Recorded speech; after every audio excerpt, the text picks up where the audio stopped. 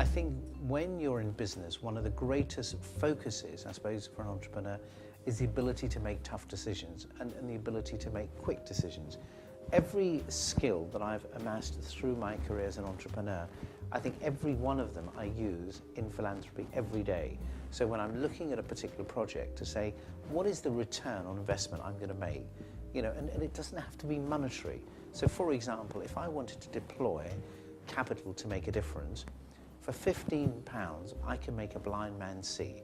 Now to me, that must be the greatest return on £15, to give a human sight. So money can be measured in lots of different ways. So when we look at projects, we say, what is the investment? What is the timescale? But what impact will we have to society by initiating that project? So using that same principle of business, because to me, the key skill is execution. Having a great idea is one thing, but how do you execute it on the ground? So execution skills are just as important, I think, in philanthropy as they are in business. There's no question in my mind that charities absolutely should function like businesses, because fundamentally they are, because they have income and they have expenditure.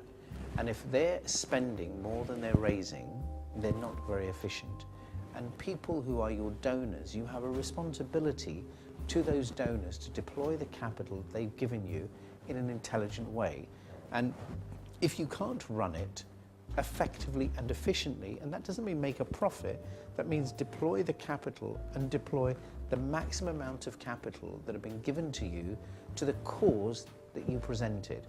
And therefore, to me, if you can't do that, if you end up, if it's costing you 10, 20, in some cases, 30% of the capital that the donor gave you, means you're not very efficient. So I think what business teaches you is economies of scales. It teaches you how to manage your costs, how to deliver efficiently and effectively. So I think in that context, I do think that charitable organizations should think like businesses, because the principle of a business is income, expenditure, and a result. And in business, the result is profit. You know, with a charity, the result is the cause that you have outlined, which is your mission, and successfully delivering and implementing your vision for that cause. I mean, I think what you need to do is have a balance of people on the board who are not just specific to the cause, but are also bring expertise in running an organization.